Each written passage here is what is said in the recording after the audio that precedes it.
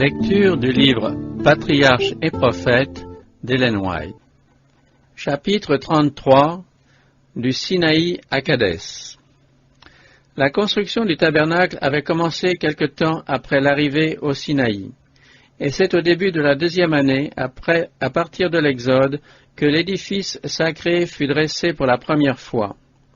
Son inauguration fut suivie de la consécration des prêtres, de la célébration de la Pâque, du dénombrement du peuple et de l'achèvement de l'organisation civile et religieuse de la nation.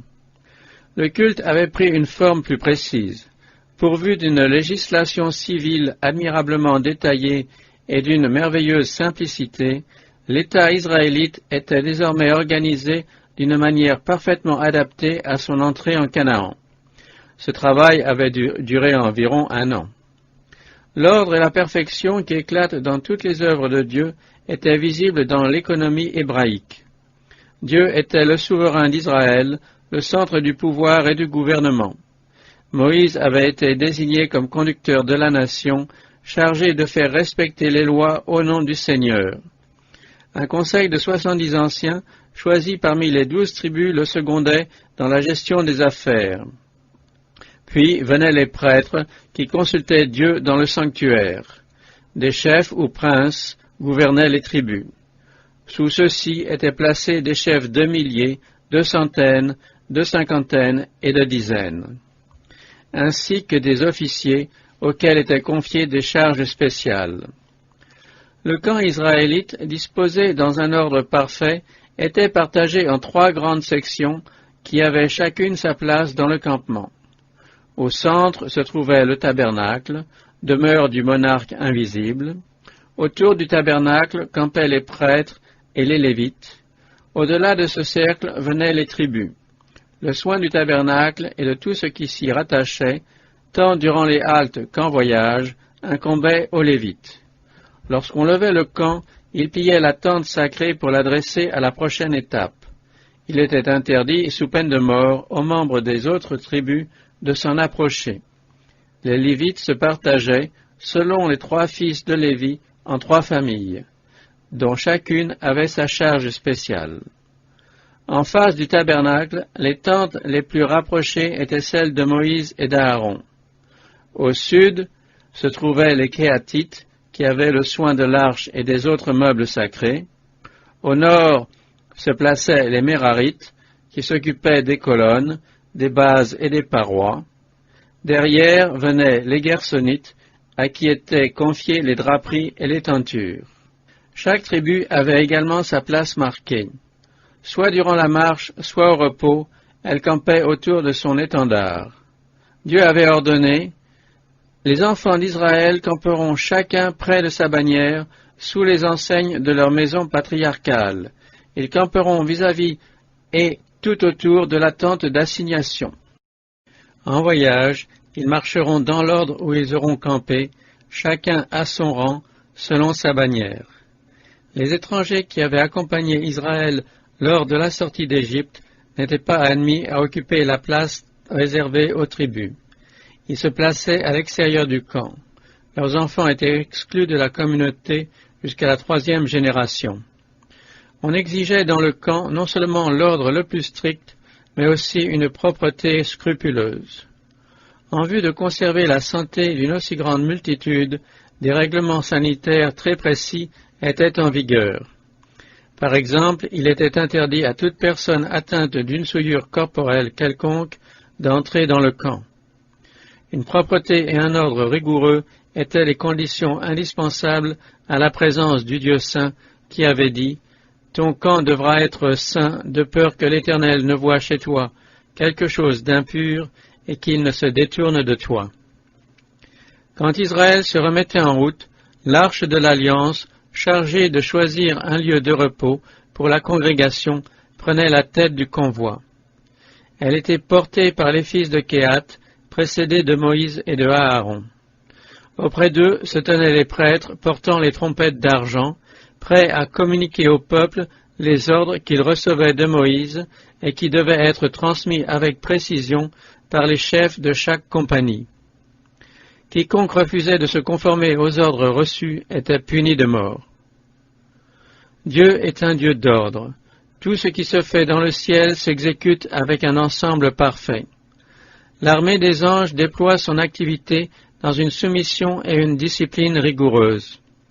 Aucune entreprise ne peut réussir sans ordre et sans unanimité. Non moins qu'au jour d'Israël, Dieu réclame aujourd'hui de l'ordre et de la méthode dans son œuvre.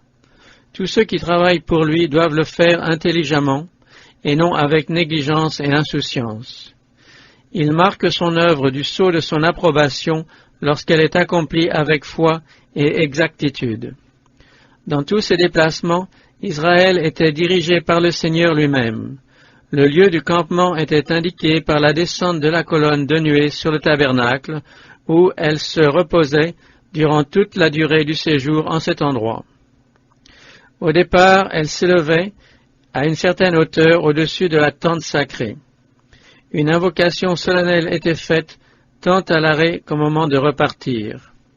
Quand l'arche partait, Moïse disait « Lève-toi, ô Éternel, que tes ennemis soient dispersés et que ceux qui te haïssent s'enfuient devant ta face. » Quand elle s'arrêtait, il disait « Reviens, ô Éternel, auprès des myriades des milliers d'Israël. » Il n'y avait que 11 journées de marche entre le Sinaï et Kadès, ville située à la frontière de Canaan.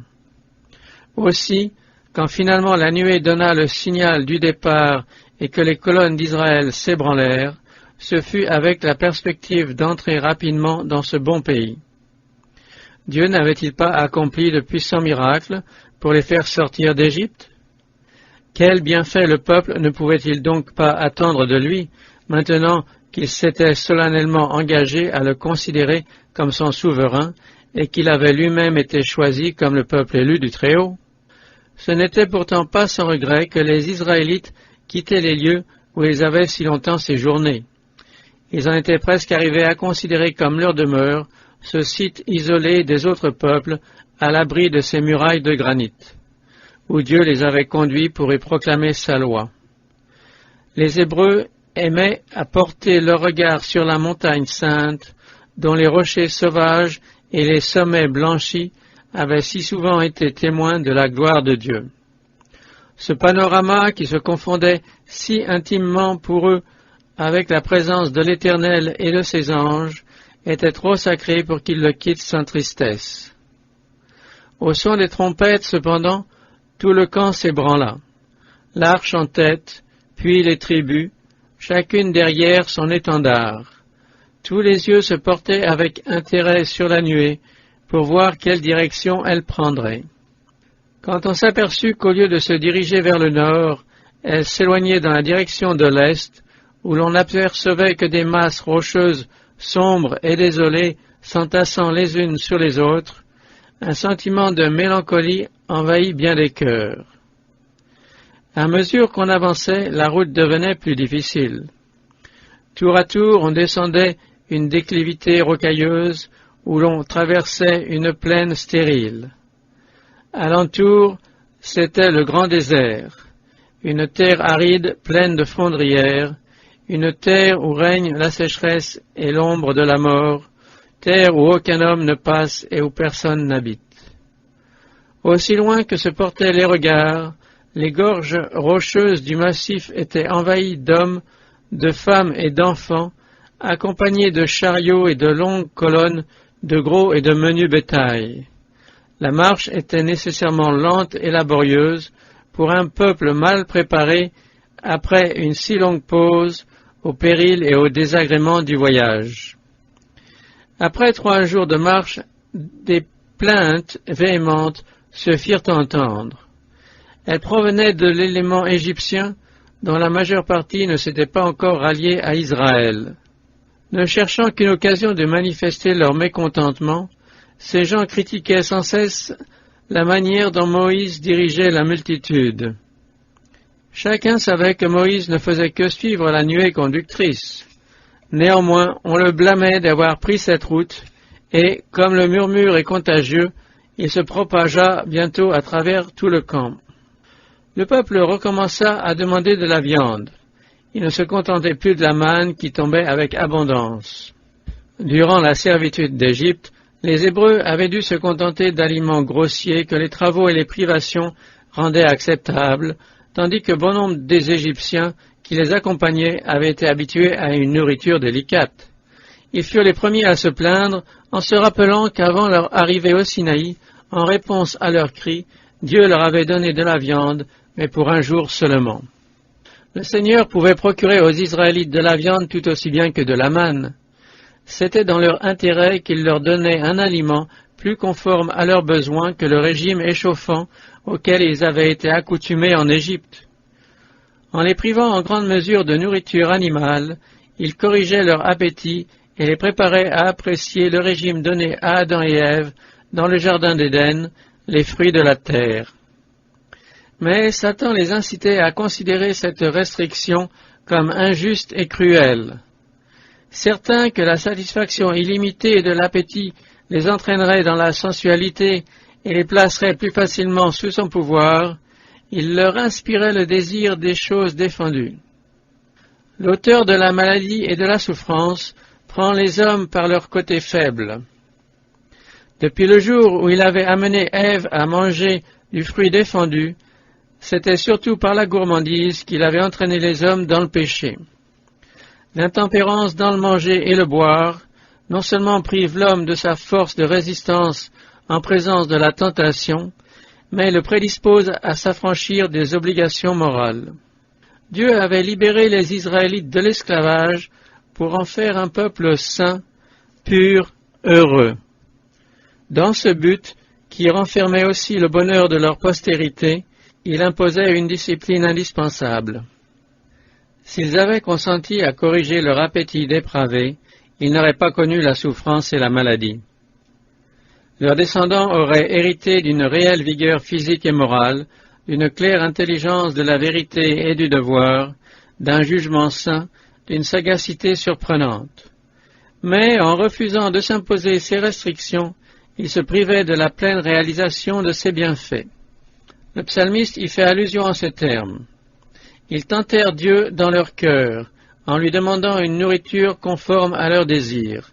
Ils parlèrent contre Dieu, et ils dirent, Dieu pourrait-il dresser une table dans le désert? Voici qu'il a frappé le rocher, et les eaux ont coulé, et des torrents se sont répandus, mais pourra-t-il donner du pain, procurer de la viande à son peuple? L'Éternel entendit ces murmures, et il en fut indigné.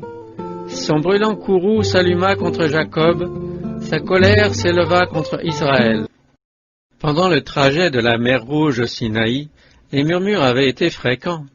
Par pitié pour leur ignorance et leur aveuglement, Dieu n'avait pas sévi contre eux. Et depuis lors, il s'était révélé en Horeb. Israël avait été témoin de sa majesté, de sa puissance et de sa miséricorde. Ce fait aggravait doublement l'incrédulité et l'impatience du peuple, d'autant plus qu'il avait accepté le Seigneur comme son roi et s'était engagé à lui obéir. Les murmures des Israélites étaient une révolte. Pour les préserver de l'anarchie et de la ruine, un châtiment prompt et exemplaire s'imposait. Le feu de Jéhovah s'alluma contre eux, et il dévora l'extrémité du camp.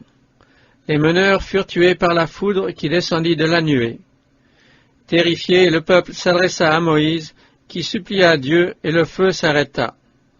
En souvenir de ce châtiment, le Dieu fut appelé Tabéhéra, embrasement.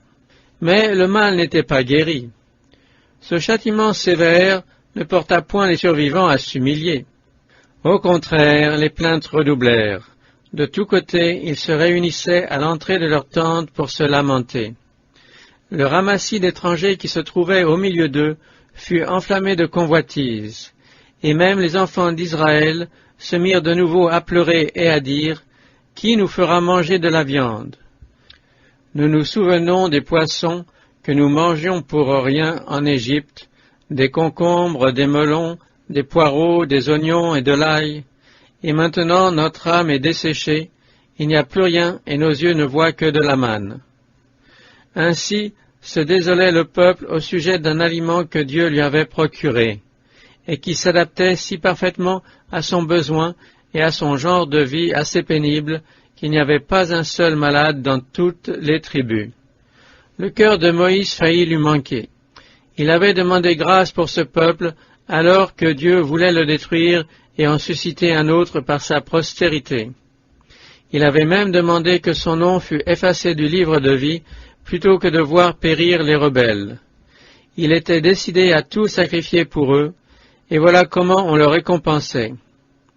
On l'accusait de mains déboires et même de peines imaginaires. Ses murmures augmentaient le fardeau de soucis et de responsabilités sous lequel chancelait le libérateur hébreu. Dans sa détresse, il fut tenté de manquer de confiance en Dieu. La prière qu'il lui adressa était presque un reproche.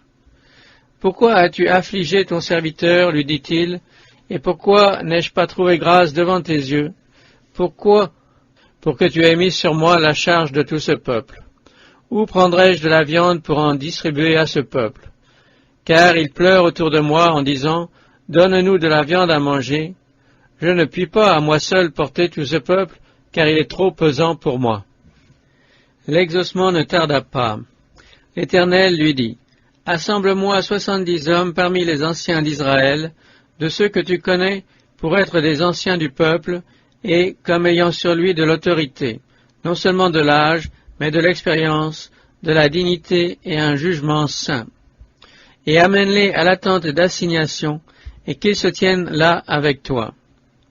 Et je la mettrai sur eux, afin qu'ils portent avec toi la charge du peuple, et que tu ne la portes pas toi seul. » Dieu permet à Moïse de choisir lui-même les hommes les plus fidèles et les plus capables de partager ses responsabilités. Leur influence va l'aider à mettre un frein à la violence du peuple et à calmer l'insurrection. Mais de la création de cette charge nouvelle vont résulter des maux sérieux pour l'avenir. Ces hommes n'auraient jamais été appelés à remplir ces fonctions si Moïse s'était souvenu des preuves qu'il avait eues de la puissance et de la bonté de Dieu. S'il s'était entièrement appuyé sur lui, il aurait obtenu une force proportionnée à cette éventualité. Mais, s'exagérant ses responsabilités et son travail, il avait en quelque sorte perdu de vue le fait qu'il n'était qu'un instrument entre les mains de Dieu. Il n'était donc pas excusable de participer ainsi à l'esprit de murmure qui faisait le malheur d'Israël. Dieu lui donna ensuite l'ordre de préparer le peuple à écouter ce qu'il allait faire pour eux. « Sanctifiez-vous pour demain, et vous aurez de la viande à manger, puisque vous avez pleuré aux oreilles de l'Éternel en disant « Qui nous fera manger de la viande, car nous étions bien en Égypte. L'Éternel vous donnera de la viande et vous en mangerez. Vous n'en mangerez pas 1 jour, ni 2, ni 5, ni 10, ni 20 jours, mais jusqu'à 1 mois entier, jusqu'à ce qu'elle vous sorte par les narines et que vous en soyez dégoûtés, parce que vous avez rejeté l'Éternel qui est au milieu de vous, et que vous avez pleuré en disant « Pourquoi sommes-nous sortis d'Égypte » Moïse s'écria « Le peuple au milieu duquel je suis compte 600 000 hommes à pied.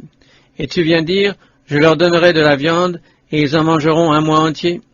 Égorgera-t-on des brebis et des bœufs autant qu'il en faudra pour eux? Ou prendra-t-on pour eux tous les poissons de la mer, en sorte qu'il y en ait suffisamment pour eux ?» Censuré pour son manque de foi, Moïse entendit cette réponse. « Le bras de l'Éternel est-il trop court? Tu verras maintenant si ce que je t'ai dit arrivera ou non. » Moïse répéta les paroles de Dieu à la congrégation et annonça la nomination de 70 anciens. La sommation du conducteur d'Israël à ces hommes pourrait être avantageusement adressée aux magistrats et aux législateurs des temps modernes. « Écoutez vos frères, vous exposez leurs causes, et jugez avec justice les différends de chacun d'eux, avec son frère ou avec l'étranger. Vous n'aurez point égard dans vos jugements à l'apparence des personnes. Vous écouterez le petit comme le grand, sans craindre personne, car le jugement appartient à Dieu. » Les 70 furent alors appelés au tabernacle. Alors l'Éternel descendit dans la nuée, et il parla à Moïse. Et il prit une partie de l'esprit qui l'animait, et il le mit sur les 70 anciens. Dès que l'Esprit reposa sur eux, ils commencèrent à prophétiser. Comme les disciples au jour de la Pentecôte, ils reçurent la puissance d'en haut. En les préparant ainsi pour leur fonction, Dieu voulut les honorer en présence de la congrégation, afin qu'on reconnût en eux des hommes divinement choisis pour collaborer avec Moïse dans le gouvernement d'Israël. À cette occasion, on vit une fois de plus se manifester l'esprit noble et désintéressé du peuple. 2 des 70, se jugeant indignes d'une si grande charge, ne s'étaient pas présentés au tabernacle. Mais l'Esprit de Dieu descendit sur eux à l'endroit où ils se trouvaient, et ils se mirent aussi à prophétiser. Quand il apprit cela, Josué, craignant que le désordre ne résultât de cette irrégularité, voulut la faire cesser. Jaloux pour l'honneur de son maître, il lui dit, « Moïse, mon Seigneur, empêche-les. » Moïse lui répondit, « Es-tu jaloux pour moi? Et plût à Dieu que tout le peuple de l'Éternel fût prophète, et que l'Éternel mit son esprit en eux. » Alors, un vent violent qui soufflait de la mer amena les cailles et les répandit sur le camp, sur une étendue d'environ une journée de marche, dans un sens et dans l'autre, autour du camp. Il y en avait sur le sol une couche de près de 2 coudées d'épaisseur. Ce jour-là, toute la nuit et tout le jour suivant, le peuple s'occupa à ramasser cette nourriture mise miraculeusement à sa portée. On en fit de grandes provisions. Celui qui en ramassa le moins en avait 10 homères. Tout ce qui n'était pas consommé immédiatement, on le fit sécher, de sorte qu'il y en eut, selon la parole de l'Éternel, pour tout un mois. Si Dieu donnait ainsi à Israël un aliment peu propre à assurer son bien-être physique, c'était parce qu'il s'obstinait à le demander. Le violent désir du peuple fut satisfait, mais il dut en subir les conséquences. Il s'abandonna sans frein à sa gourmandise, et ses excès furent promptement punis. L'Éternel frappa le peuple d'un très grand fléau. Un grand nombre d'Israélites périrent des suites d'une fièvre violente. Les plus coupables moururent dès qu'ils eurent touché à la nourriture convoitée.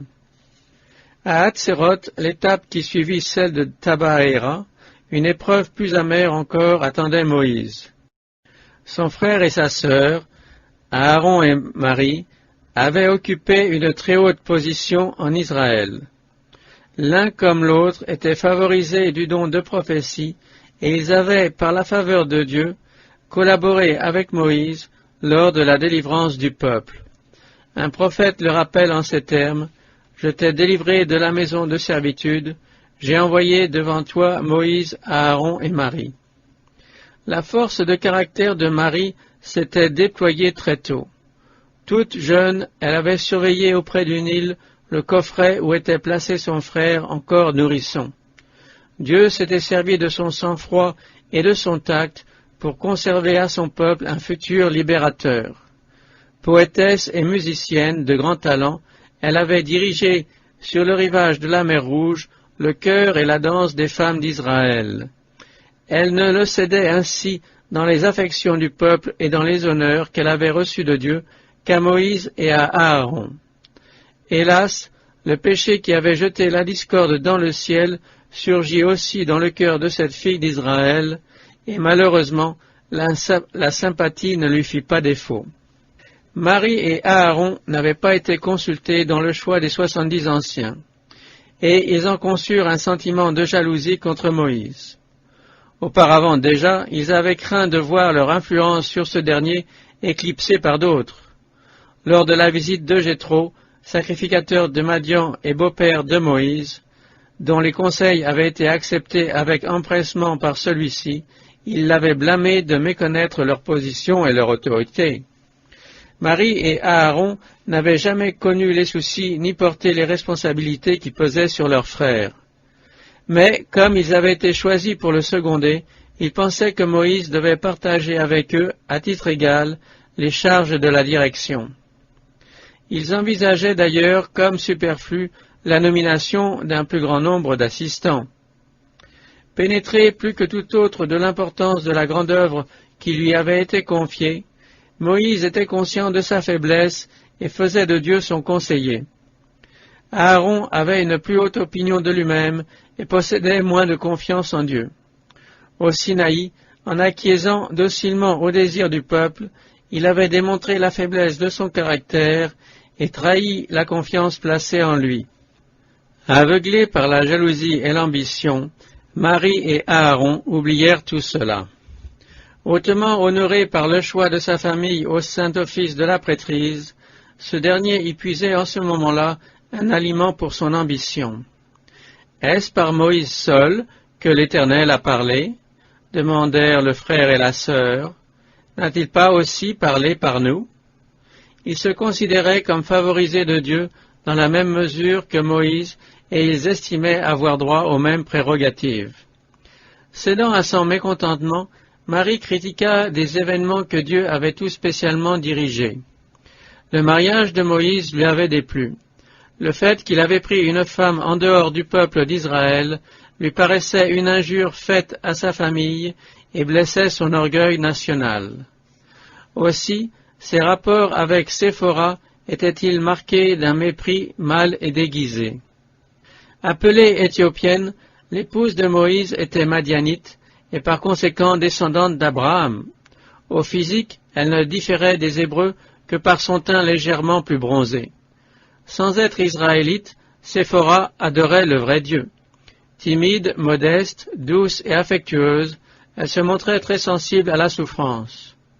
C'était la raison pour laquelle Moïse, en route pour l'Égypte, avait exigé son retour au pays de Madian, afin de lui épargner le spectacle des châtiments qui devaient frapper les Égyptiens. Quand Séphora rejoignit son mari dans le désert, elle fut témoin de son surmenage et de sa fatigue. Elle en fit part à Jéthro qui, pour le soulager, suggéra les mesures que l'on sait. Là était la principale raison de l'antipathie de Marie pour sa belle-sœur. Blessée au vif par la négligence dont elle s'imaginait être l'objet, ainsi qu'à Aaron, elle en attribuait la cause à Séphora et pensait que l'influence de celle-ci l'avait exclue des conseils de son frère. Si Aaron avait été loyal et ferme, il aurait pu conjurer le mal, mais il sympathisa avec sa sœur et finit par partager sa jalousie. Or, Moïse était un homme fort doux, plus qu'aucun homme qui fût sur la terre. Il supporta leurs accusations avec un silence résigné. C'est ce qui lui avait valu, de la part de Dieu, une mesure de sagesse supérieure à tout autre. L'humilité et la longanimité qui lui permettaient de supporter patiemment l'incrédulité et les murmures du peuple, ainsi que l'orgueil et l'envie de ceux qui auraient dû être ses collaborateurs les plus dévoués, ces vertus, il les avait acquises durant les années de labeur et d'attente qu'il avait passées au pays de Madian. La Sainte Écriture dit que Dieu fera marcher les humbles dans la justice et enseignera sa voie aux humbles. Le Seigneur guide ceux qui consentent à recevoir des conseils parce qu'ils ont le désir sincère d'accomplir sa volonté. Jésus a fait cette promesse: « Si quelqu'un veut faire la volonté de Dieu, il connaîtra si ma doctrine est de Dieu. » Et on lit dans l'épître de Jacques: « Si l'un de vous manque de sagesse, qu'il la demande à Dieu, qui donne à tous libéralement sans rien reprocher, et elle lui sera donnée. » Mais Dieu ne contraint personne et ne peut conduire ceux qui, trop orgueilleux pour apprendre, sont décidés à agir à leur guise. De l'homme à l'esprit partagé qui suit sa propre volonté, tout en prétendant faire celle de Dieu, il est écrit que cet homme-là ne s'attende point à recevoir quelque chose de la part du Seigneur. Dieu avait choisi Moïse et placé sur lui son esprit.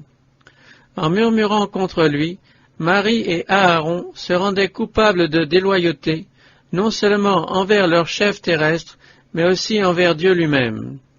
Ils furent convoqués au tabernacle. L'Éternel dit soudain à Moïse, à Aaron et à Marie: « Rendez-vous tous les trois vers la tente d'assignation. » Et ils y allèrent tous les trois. L'Éternel descendit dans la colonne de nuée et se tint à l'entrée de la tente, puis il appela Aaron et Marie, qui s'avancèrent tous les deux. Il leur dit: « Écoutez bien mes paroles. S'il y a parmi vous un prophète, moi, l'Éternel, je me fais connaître à lui. Je lui parle en songe. Il n'en est pas ainsi de mon serviteur Moïse, qui est fidèle dans toute ma maison. Pourquoi donc n'avez-vous pas craint de parler contre mon serviteur, contre Moïse ?» Ainsi, le courroux de l'Éternel s'enflamma contre eux. Il s'en alla, et la nuée se retira de dessus la tente. Au même moment, Marie se trouva couverte de lèpre, blanche comme la neige. À part la sévère leçon que lui infligeait le châtiment de Marie, Aaron fut épargné. Leur orgueil à tous deux était humilié jusque dans la poussière. Aaron confessa leur péché et supplia que sa sœur ne restât point sous le coup de cette maladie repoussante et mortelle. En réponse aux prières de Moïse, Marie fut délivrée, mais elle dut demeurer 16 jours en dehors du camp. Le symbole de la faveur divine n'était revenu sur le tabernacle que lorsque la sœur d'Aaron avait été exclue du camp. Par déférence pour sa haute situation et pour marquer le chagrin que lui causait l'épreuve qui l'avait frappé, toute la multitude attendit à Hatséroth son retour. Cette manifestation du déplaisir de Dieu devait servir d'avertissement à tout Israël et mettre fin à l'esprit de mécontentement et d'insubordination qui allait croissant. De grands malheurs seraient arrivés si l'envie et l'aigreur de Marie n'avaient été réprimées d'une façon exemplaire. L'envie est un des traits les plus sataniques et les plus funestes qui puissent se loger dans le cœur humain. La fureur est cruelle et la colère est comme un torrent, mais qui pourra subsister devant la jalousie? C'est l'envie qui a donné naissance à la discorde dans le ciel et qui, depuis, a inondé le monde de maux incalculables. Partout où il y a jalousie et esprit de dispute, il y a désordre et toute espèce de mal. Dire du mal des autres, se constituer juge de leurs mobiles ou de leurs actes, ne devrait pas être considéré comme une faute légère. Celui qui médit de son frère ou qui juge son frère, médit de la loi et juge la loi. Or, si tu juges la loi, tu n'es pas observateur de la loi, tu t'en rends le juge. Il n'y a qu'un seul juge, c'est celui qui mettra en lumière tout ce que les ténèbres cachent et qui manifestera les desseins des cœurs. Tout homme qui s'arroge le droit de juger et de condamner ses semblables usurpe une des prérogatives du Créateur. La Bible nous recommande tout spécialement de ne pas porter à la légère des accusations contre ceux que Dieu a choisis comme ses ambassadeurs. L'apôtre Pierre parle de gens audacieux, arrogants, qui ne craignent pas de parler injurieusement des gloires, tandis que des anges, leurs supérieurs en force et en puissance, ne prononcent point contre elles, devant le Seigneur, de jugements injurieux. De même, dans ses instructions à ceux qui ont la charge des églises, l'apôtre Paul écrit « Ne reçois aucune accusation contre un ancien, si ce n'est sur la déposition de 2 ou 3 témoins. Celui qui a confié à des hommes la lourde responsabilité de conducteur et de docteur de son peuple tiendra celui-ci responsable de la manière dont il aura traité ses serviteurs. Nous devons honorer ceux que Dieu a honorés. Le châtiment infligé à Marie doit servir d'avertissement à tous les hommes qui cèdent à la jalousie et au murmure contre ceux auxquels Dieu assigne une tâche importante dans son œuvre.